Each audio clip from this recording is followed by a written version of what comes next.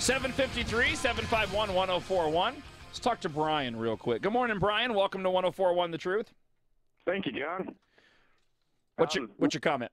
No, real quick, I didn't see the picture or anything, but you said that his finger was near the trigger. I'm wondering, was his finger straight and off the trigger? Yes, he was holding it in the correct and appropriate way. He had the gun. He was basically sitting down. The gun was laying pointed down, and he had his finger straight out by the trigger the appropriate way that you would hold a weapon. I mean, that's what I've seen people be trained to do. Yeah, and it's second nature for those of us. Like I was in the infantry, the M16, M4, AR-15 platforms, like an extension of my body. Anytime I pick it up, my finger's near the trigger, but it's straight and off of it. And then really that's the ultimate safety. And it's the proper way that even the government trains people how to use them. And I just find it interesting that all these news publications are making it sound like a bad thing. Well, there's a part of this whole situation, and thank you for the phone call and for your service as well, Brian, as former Marine infantry. There's a certain part of me that thinks this might have been staged. Because the part of the thing doesn't sit well is the photo of this guy with the gun. There's been enough coverage over it, and now this stupid event yesterday. And the person who had the gun hasn't come out and said anything about where he was going and what he was doing. It really, to me, it smacks of potential. I mean, I don't have any evidence of that. I'm just doing I'm doing the shoulder shrug, palms up, head tilt. I'm not the first one to say it, but it just seems weird to me. Now, I'm going to have to wait on the phone call because we're not going to have enough time. We have an interview coming up, and we'll get back to this in just a little bit. Somebody is, let's talk to John. Good morning, John. Welcome to 1041 The Truth. Good morning, John. How you doing? I'm doing good. What's going on? Not much. What's that reporter's name and his email address? I'd love to send him an email. Joe Ferguson, JFERGUSON, Jay Ferguson at azstarnet.com. J-A-Y and then Ferguson? No, just the letter J. His first name's Joe, so it's just J. Oh, okay. Yeah, the letter J, Ferguson at azstarnet.com. I think this guy should go work for Pierce Morgan. It really is. It was an incredibly poor written article. The mother of two said she couldn't believe the Public Transportation Authority could not ask the armed man to leave because of state gun control laws. I was a complete shock. There isn't more regulation. Suntrain officials, of course, cannot bar anyone from bringing a gun on board as long as it's acting within the law. So we had a phone call that happened late in the show yesterday. We'll play it for you next hour because it's lengthy. I don't have time to play it for you now. It's a great phone call. Tim tries to call up and tries to get me.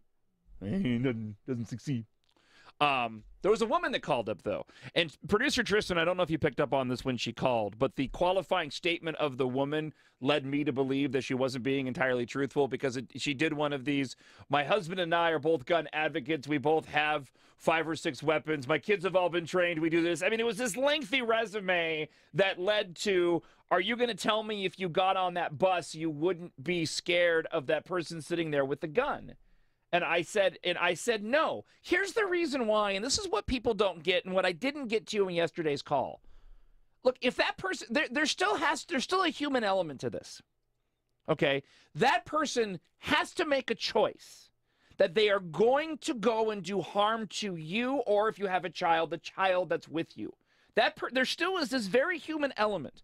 The addition of a weapon doesn't change that element. Meaning, anybody on that bus is a threat if they decide they want to go and hurt you. He could pull out a knife. He could have a heavy book. He could have a bat. Now, sure, the presence of a gun would make it easier to inflict damage, but it doesn't take away the choice that person has to make and the ramifications of what would happen if that person made that choice. That gun being there doesn't change that dynamic at all. If a person wants to do harm to you, they are going to do harm to you regardless. This idea that Steve Kozachik, the city councilman, put forward that if there's a heated exchange and a bus driver tries to get somebody off a bus and there's a gun there, it could turn into a lethal exchange. Well, guess what? If it gets to that point, it's lethal with or without the gun. The person has hands and can choke you. Can send your head through the window of the bus. It doesn't matter. You have to decide whether or not you're going to live in fear. And ultimately, if you're afraid of somebody that has a weapon, you're afraid of that person, you might as well be afraid of everybody and never leave your house.